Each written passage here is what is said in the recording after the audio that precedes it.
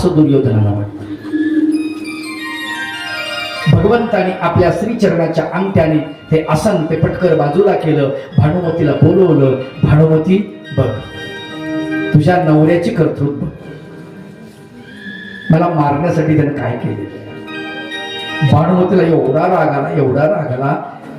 महाभारत फार सुंदर वर्णन करतो. भानुमती म्हणते, जर मला माझ्या पतिव्रता धर्माने परवानगी दिली तर आत्ताच्या आत्ता या दुर्योधनाचा मुंडकं छाटते म्हणे मी, आत्ताच्या आत्ता.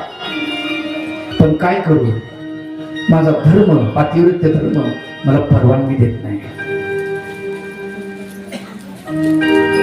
कुठलं माझं कोण्या जन्माचं पाप आहे म्हणे, आणि मला याच्यासोबत लग्न झालं नाही. माझ्या भाई आला. कमी जास्त प्रमाणात आपण असंच म्हणत असतो भानुमती सारखी, फक्त लपून बोलतो. भानुमती तोंडावर बोलायची, आपण तोंडावर बोलतो, फक्त वेगळ्या अंगाने बोलतो. समोरासमोर असं बोलतो, मी हे म्हणून बरे, नाही तर काय झालं असतं, जे व्हायचं तेच झालं असतं. त्यात काय. भानुमती एवढी जबरदस्त आहे, तुमच्या माहितीसाठी सांगतो. दररोज भानुमती दुर्योधन शयन कक्षात आल्यानंतर भानुमती सोबत त्याची कुस्ती व्हायची. कोणाची? दुर्योधनाची. भानुमती त्याला अशी उचलायची, दिशी आदळायची. नंतर पलंगावर पहिली कुस्ती जबरदस्त होती. भानुमती कधीच मारून टाकलं असतं तिने दुर्योधनाला, पण ती म्हणते काय करू, माझा पतिव्रता धर्म आहे. माझं दुर्भाग्य असा पती माझ्या नशिबी आला, जो साक्षात परब्रह्म परमेश्वराची म्हणे मरण चिंततो म्हणे. वाईट वाटलं. शेवटी भगवंत गेले विदुराकडे. चलो विदुरा चलो विदुरा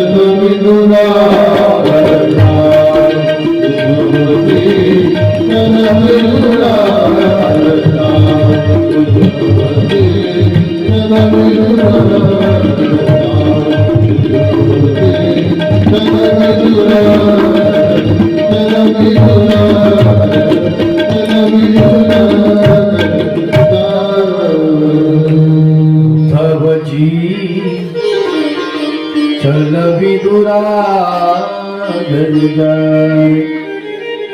उद्धव देव शिष्टाईला सोबत आलेले आणि विदुराच्या घरी जातात. मोरोपंतांनी श्लोकामध्ये, वामन पंडितांनी श्लोकामध्ये वर्णन केलं आहे. फार सुंदर वर्णन करते.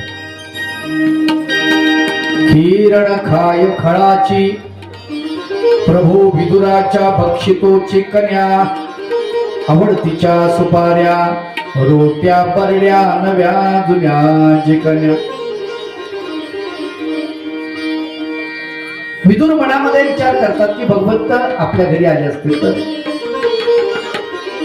असा विचार करायला आणि भगवंतांना आवाज द्यायला, काका काका. आवाज तर भगवंत सारखा येतोय. मागे फिरून पाहिलं, अरे देवा कृष्णा भगवंता तुम्ही. म्हटले हो. आवा म्हणले तुमच्या घरी माझ्या घरी जेवायला तुम्ही येता. हो म्हटले मी येतो. आता विदुराला वाटलं काय करावं, कसं करावं, बसायला काय टाकावं. आपण तरी काय आपल्याकडे. विदुर कोण आहे माहिती, या देशाचा प्रधानमंत्री आहे आणि त्याच्या घरी फाटकी वाकड तुटकी बाज, चंद्रमौळी झोपडी, अंगावर एकच ड्रेस आहे राजातला, तो तिथेच खुटीला काढून ठेवून द्यायचा, आपलं धोतर नेसायचं आहे तसं आणि घरी यायचं. आणि भगवंत घरी येत आहे. आता काय द्यावं भगवंता. भगवंताला म्हणतात 2 मिनिटं तुम्ही घरी जा, मी असं येतो, जरा काम आहे थोडंसं. तेवढं उरक तो लगेच घरी पोहोचतो. भगवंत घरी पोहोचले. काकी मुक्तीच स्नानगृहातून आंघोळ करून आली. आंबाडा मोकळा, लुगडं दिसलेला अर्धवट असं अंगावर टाकलेलं. भगवंत दिसता क्षणी इतका आनंद झाला. कृष्णा सख्या देवा प्रभू आलास, काय बसायला टाकून, काय देऊन, काय नाही. तुटकी बाज त्याच्यावर, फाटकी बाकड त्याच्यावर भगवंताला बसवलं. भगवंत बसले.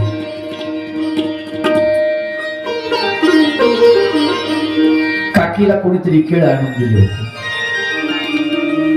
केळाची फणी दिली असेल आणि केळ पिकले सुंदर. मग काकीने केळ सोलायला सुरुवात केली आणि केळ सोलून केळ आपण खायली, साली भगवंताला दिली. आणि भगवंत आदाशासारखे साली खाताय.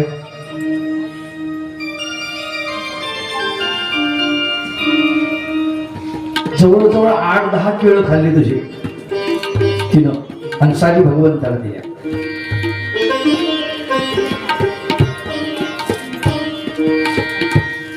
काका आले बाहेर. अगं काय करतेस. पटकन पत्र डोक्यावर घेतला. माय बाई काय करते म्हणजे, अगं साली भगवंताला देतेस तू. अहो मला काही वेडी समजता का. हाय वेडी म्हणली, मी काही लई शहाणी नाही, पण एवढं कळत नाही मला. काका म्हणतात तेवढं कळत नाही तुला. तुझं तोंड गोड पडलं का तुरट पडलं. म्हणजे माझं तोंड तर गोड पडलं. मग सालीनं गोड पडतं का केळानं गोड पडतं. म्हणजे माय बाई खरंच केळानं गोड पडतं, तुरट पडायला पाहिजे होते. मग मी काय केळं खाल्ले का. हो ना म्हणले तुम्ही केळं खाल्ली आणि देवाला साली दिल्या आहे. प्रभू भगवंता केळ राहिली होती 2, एक केळ सोडलं. भगवंताला केळ देते. देवा त्याचा स्वीकार करा.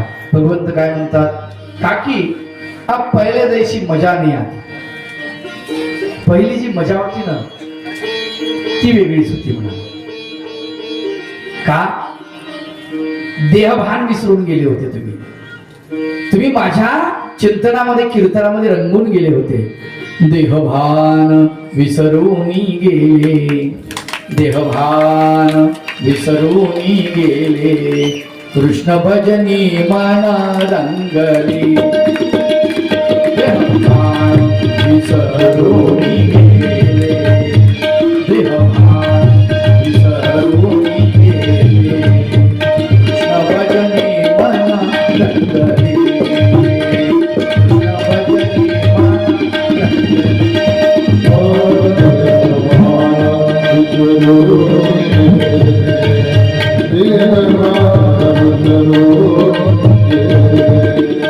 कृष्ण भजनी मन रंगले.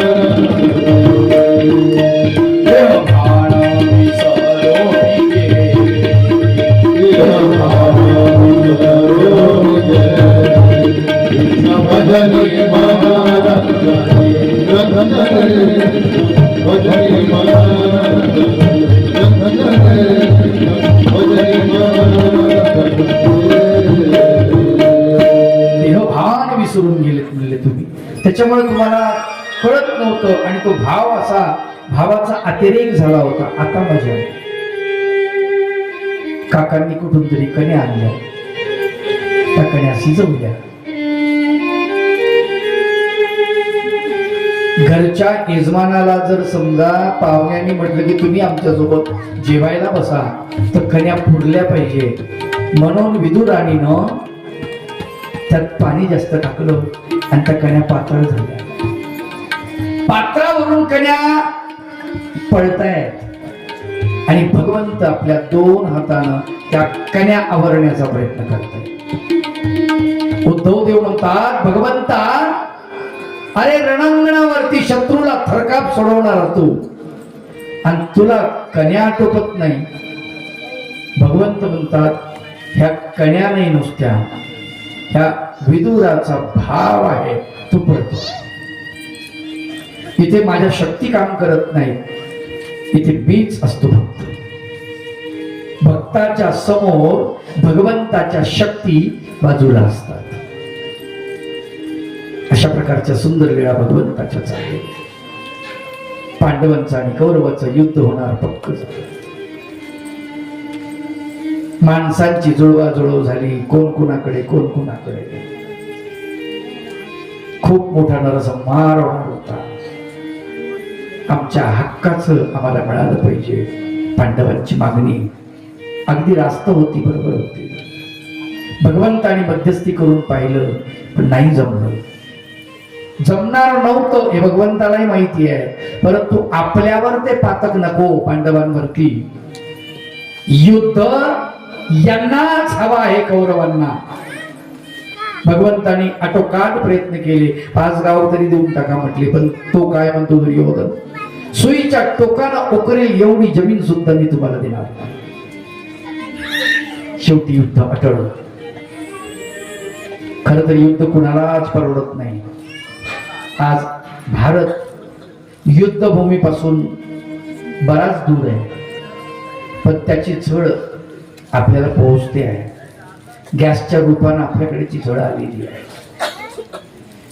पेट्रोल डिझेलच्या रूपानं पुन्हा भविष्यात येऊ शकते, येणार नाही असं नाही. काय होईल सांगता येत नाही. युद्ध जगाला परवडतच नाही खरं पाहिजे. जगाला युद्धाची गरज नाही, जगाला बुद्धाची गरज आहे, म्हणजे शांततेची गरज आहे. जगाला चक्रधर स्वामींची गरज आहे, शांततेची गरज आहे. पुण्या गोविंदानं सगळे शांत राहिले पाहिजे, पण असं होत नाही. जगामध्ये तर एकच धर्म आहे ना, तो एकच धर्म मानवता नावाचा. तो धर्म विसरल्यामुळेच लढाया होतात.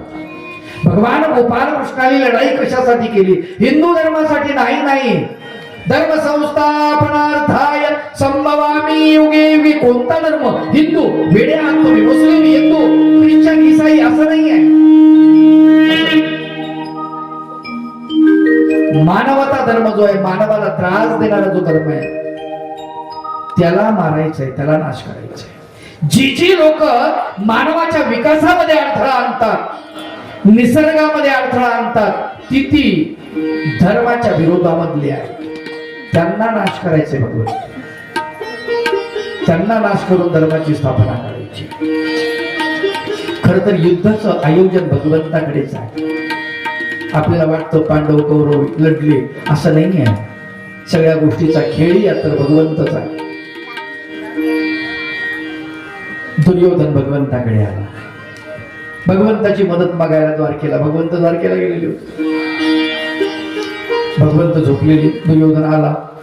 इकडं पायथ्याकडे एक स्टूल आहे, त्या पायथ्याकडे कसं बसावं? कृष्णाच्या पायथ्याकडे. हातरगवळी आहे. मदत तर मागायची, पहा कशी गंमत आहे, पण आपला अहंकार मात्र सोडायचा नाही. याच्या पायथ्याखाली कसं बसावं? पायाकडे. उषाकडे जाऊन बसला. उषाकडे टेबल होता, एक चौघांना सेल काही, त्याच्यावर बसला. इतक्यात अर्जुन देव आले. अर्जुनाने बघितलं, अर्जुन पायथ्याकडे बसले. आता भगवंत काही झोपलेला आहे? देव काही झोपत असतो का? झोपत नसतो. देव जर झोपला तर आपलं कसं होईल? जमन का? आपलं बरं होईल का? नाही. आपण देवाला आरती म्हणतो, झोपी घालतो, निज बा निज सखया स्वामिया माझ्या दत्तात्रया निज बा निज सखया स्वामिया माझ्या दत्तात्रया निज बा निज सखया स्वामिया माझ्या दत्तात्रया निज बा निज सखया स्वामिया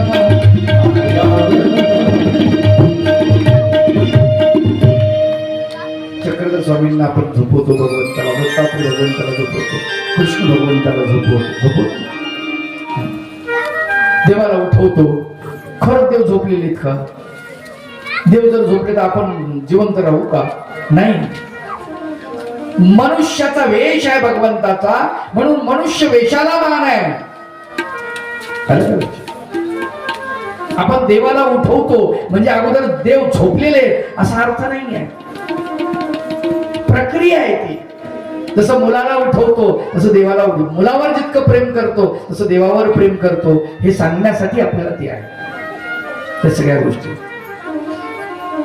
भगवंताने जांभळी दिली आणि बघितलं समोर अर्जुन. अरे अर्जुना कधी आला? अर्जुनाला वाटलं भगवंत काही गुपित सांगतील, पटकन म्हणले दुर्योधन दादा पण आलेत राजे. पाठीमागे बघितलं भगवंतानं, अरे दुर्योधना कधी आला? हा म्हणले आमच्याकडे तुमचं लक्ष कुठे आहे? तुमचं लक्ष अर्जुनाकडेच. अरे म्हणले वेड्या, मला पाठीला डोळे आहेत का? समोर अर्जुन दिसला उठल्या उठल्या म्हणून मी त्याला म्हणलं. बरं कस काय याने केलं बोला. अर्जुन म्हणतो, दुर्योधन म्हणतो जसं तुला माहितच नाही. अरे मला काय माहित राहणार म्हणले. अरे म्हणले युद्ध. हा म्हणले युद्धाचं काय? हा म्हणले युद्ध ठरलं ना, शिष्टाई फसली तुझी. हा ते तर झालं ना म्हणले. मग आता म्हणजे मग युद्ध ठरलं म्हणजे हो, मग आम्हाला मदत पाहिजे, तुमची मदत पाहिजे. बरोबर ठीक. पण म्हणले हे अर्जुन तुमच्यापेक्षा लहान आहे, याला मागू द्या अगोदर. अर्जुनाच्या डोक्यामध्ये की यानं भगवंताला न मागावं आपल्या बाजूनं, आणि दुर्योधनाच्या डोक्यामध्ये अर्जुनानं भगवंताची नारायणी सेना न मागावी आपल्या अगोदर. प्रत्येक जण आपापल्या मतलबासाठी आलेला. अर्जुन म्हणतो देवा भगवंतानं क्लिअर सांगून टाकलं, न धरीन मी शस्त्र करी गोष्टी सांगेन युक्तीच्या. हातात शस्त्र धरणार नाही मी, फक्त काय करीन म्हणले गोष्टी सांगन. काय सांगन? गोष्टी सांगन. अर्जुन म्हणतो चालन, तू गोष्टी सांगन तरी चालन, पण तूच पाहिजे माझ्या बाजूला. दुर्योधन मनात म्हणतो तू गोष्टी सांगत म्हणतो, तिथं का तुला प्रवचन करायसाठी बोलवलं का? हातात शस्त्र धरणार नाही म्हणतो, युद्ध करायचे म्हणतो की मी नाही शस्त्र हातामध्ये धरणार.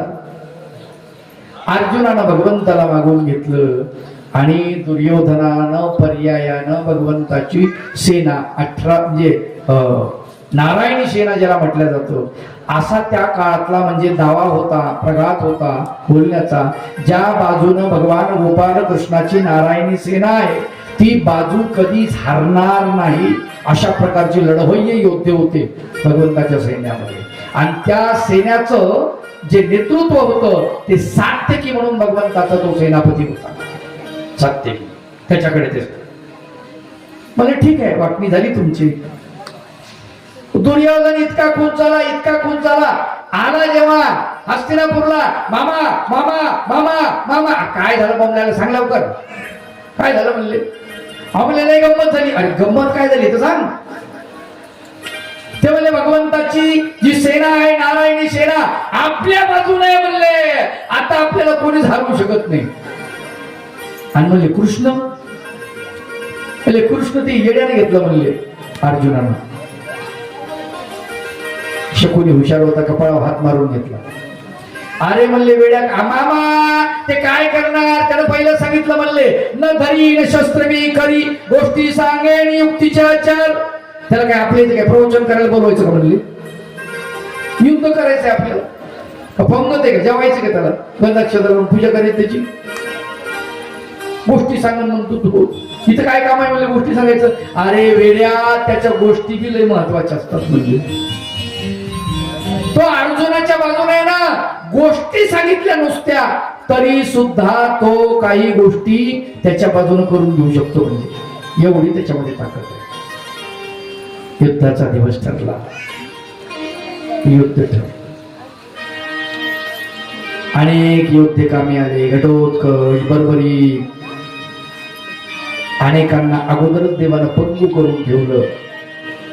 बरोबरीकला त्याला तिकांड्या बबरुवाहन असं सुद्धा म्हणत असत. तीनच त्याच्याकडे बाण होते. तो म्हणे 3 बाणामध्ये स्वर्ग, मृत्यू, पाताळ सगळं खतम. भगवंतानं भीमाच्या हाताने त्याचा वध केला.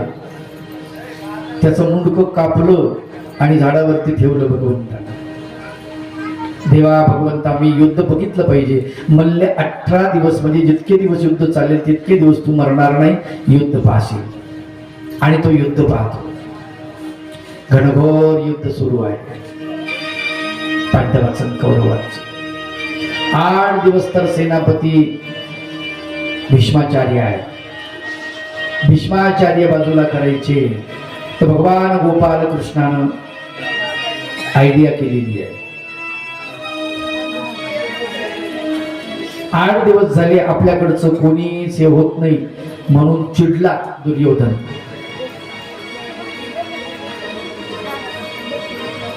आणि तो बोलला, कुणी आपल्याकडचे योद्धे मरतात, पांडवाकडचे योद्धे मरत नाहीत. महत्वाचा वीर कोणताच पांडवाकडचा गेला नाही. तुम्ही एक तर सेनापती पद अटकवून ठेवलाय, बाजूलाही सरकत नाही, सोडतही नाही आणि तुम्ही मरतही नाही, कारण तुम्ही इच्छा मरणी आहेत. म्हातारं चिडलं ना, म्हणजे उद्या संध्याकाळपर्यंत तुला पकडून देतो, युधिष्ठिराला तुझ्या ताब्यात देतो. अरे बापरे, अवघड काम आहे. बोलता बोलता भडकन बोलून गेले की पांडवाला मारतो म्हणजे खतम करतो. भगवान गोपाल कृष्ण चिंतित. सकाळी सकाळी पहाटे पहाटे भगवंतानं द्रौपदीला आवाज दिला. म्हणले बरं जरी शालू नेस, काकणं चांगले घाल म्हणले, हातामध्ये आहेत ना. हो चला म्हणले. म्हणून कुठं जायचं, तुला काय करायचं, आमच्या मागे निघा म्हणले. तुम्ही निघाले. गेले शिबिरामध्ये भीष्माच्या. पहाटची 4 वाजले. भीष्म पितामह भगवंताचं ध्यान करत बसले. ध्यान संपलं आणि तसेच त्या मंचकावरती पोहडले. थोडसे द्रौपदी आलेली आहे. भगवंत बाहेर उभे आहेत. कांबळ्याची उंची घातलेली आहे भगवंतांनी, गोंगड पांघरून उभे आहे. जा म्हटले, नमस्कार कर पितामहाला, भीष्माला. आणि नमस्कार करताना काकणं वाजव म्हणले हातातले. म्हणले हो ठीक आहे. नमस्कार केला, काकणं वाजले. अष्टपुत्र सौभाग्यवती भव. पितामहाला ती म्हणते, पितामह झोप झाली नाही. नाही बेटा झोप झाली. मग तुम्ही म्हणले अष्टपुत्र सौभाग्यवती भव, कोण आहे? म्हणले मी द्रौपदी. असं द्रौपदी आहे? काल तुम्ही म्हटले होते पांडवांना मारीन. मग ते खरं आहे की आता म्हणता अष्टपुत्र सौभाग्यवती भव? हे खरं आहे. माझे पती जिवंत राहणार हे खरं आहे की माझे पती मरणार हे खरं आहे? काल बोलले ते खरं की आता बोलले ते खरं? ते म्हणतात काल बोलले ते कालच गेलं, आज बोलले ते खरं. पहा कशी गंमत आहे. कृष्ण दिसत नाही म्हटले, बाहेर उभे. तरीच म्हटलं एवढं कसं सुचलं तुला? आले भगवंत आतमध्ये. भीष्मा पितामह उठले, दर्शन घेतलं. देवा भगवंता म्हटले चिंता करू नका, उद्या मी बाजूला होईल. काय करा, शिखंडी जो आहे हिचा भाऊ, याला समोर करा. मी त्याला स्त्री मानतो. ती आंबा आहे. आंबा, अंबिका आणि अंबालिका खूप मोठी कथा आहे भारतामध्ये, महाभारतामध्ये. आणि या आंबेचा पुनर्जन्म झालेला आहे. त्याच्यामुळे ही पहिल्या स्त्री वेशामध्ये तपश्चर्या केली आणि मी भीष्माला मारणार असा पण आहे. ही जर समोर आली, आजही मी तिला स्त्रीच मानतो, त्याच्यामुळे त्या शिखंडीला मी बाण मारणार नाही. तो समोर आला की मी शस्त्र टाकून देईल आणि त्याच्या पाठीमागून तुम्ही माझ्यावरती बाण मारा. बघा आपलं मरण सांगितलेलं. भगवंतानं सगळी तयारी केली अगोदरच. भीष्म पितामह दुसऱ्या दिवशी घनघोर युद्ध झालं. भीष्म पितामह खाली पडलेत शरपंजरी. बाणांचा पूर्ण अंगामध्ये बाण आणि बाणाची शय्या झालेली आहे. अरे म्हटले मान माझी अवटळली, उशीला आणा. दुर्योधन उशी आणायला गेला, कापसाची उशी. अरे म्हणजे वीराला ह्या उशी चालत नाही. अर्जुनाला 2 बाण मारले दोन्ही बाजूनी, त्याची उशी तयार केली. आणि भीष्म पितामहाचं मुंडकं समोर आले. चलू द्या म्हणजे तुमचे युद्ध, कारण अजून दक्षिणायन चालू आहे. उत्तरायण लागलं की मी प्राण सोडणार, तोपर्यंत मी प्राण सोडणार. आणि इकडे द्रोणाचार्य सेनापती झाले. द्रोणाचार्य खतम झाले. द्रोणाचार्यानंतर तर सेनापती खरं पाहिलं अश्वत्थाम्याला करायला पाहिजे होतं, पण दुर्योधनाचं चुकलं. मित्राला सेनापती केलं कर्णाला. कर्ण आणि अर्जुन दोघांचं घनघोर युद्ध झाले. कर्णाला श्राप होता, अचानक तुझं मोक्याच्या प्रसंगामध्ये तुझा रथ जमिनीमध्ये बसेल. आणि त्याचा रथ जमिनीत बसतो. आणि तिथे अर्जुनाला भगवंत म्हणतात त्याला बाण मार. देवा भगवंता, तो एका हाताने रथ उचलतो, दुसऱ्या हाताने धनुष्य धरलेला आहे आणि प्रत्यंच्या दाताना उडून बाण मारतोय तो. आणि अशा अवस्थेत त्याच्यावर कसं मारावं, त्याच्यावर मारा कसा करावा. भगवंत म्हणतात जेव्हा त्याला आपला रथ उचलला आणि तो रथात बसला, मग तू त्याला मारू शकणार आहेस का? आत्ताच मार, आत्ताच मार, हीच वेळ आहे. आणि अर्जुन सपासप बाण सोडतो. बाण कर्णाच्या शरीरामध्ये घुसतात. कर्ण खाली पडतो आणि भगवंताला म्हणतो देवा भगवंता, माझ्या मनात एक शंका आहे रे. खरंच मला युद्ध लढता नाही आलं. भगवंत सांगतात कर्णा, लोक तुझं नाव अगदी मनात साठवून ठेवतील. किती काळ जरी गेला तरी तो लोक तुला विसरणार नाही. एवढ्या अडचणीच्या प्रसंगात असताना सुद्धा कर्ण लढत होता आणि लढता लढता मेला, हे लोक म्हणते. अभिमन्यू गतप्राण झाला, घटोत्कच मेला, बब्रुवाहनाची अवस्था तशी झाली. सगळे योद्धे सगळे बरं. अर्जुनाला 8 योद्ध्यांनी मिळून मारलेला आहे चक्रव्यूह. आतमध्ये अर्जुनाला अभिमन्यूला पकडलं. अर्जुन तिथे नाही आणि अर्जुन बाहेर गेलेला आहे. भगवान गोपाल कृष्ण त्याला तिथे आणतात. सांगतात अभिमन्यू खाली पडलेला आहे. अभिमन्यूची अवस्था खूप बेकार असते. त्याचं मुंडक आपल्या मांडीवर घेतो अर्जुन. हे म्हणतो अभिमन्यू, अरे बाबा असं कसं झालं? पिताजी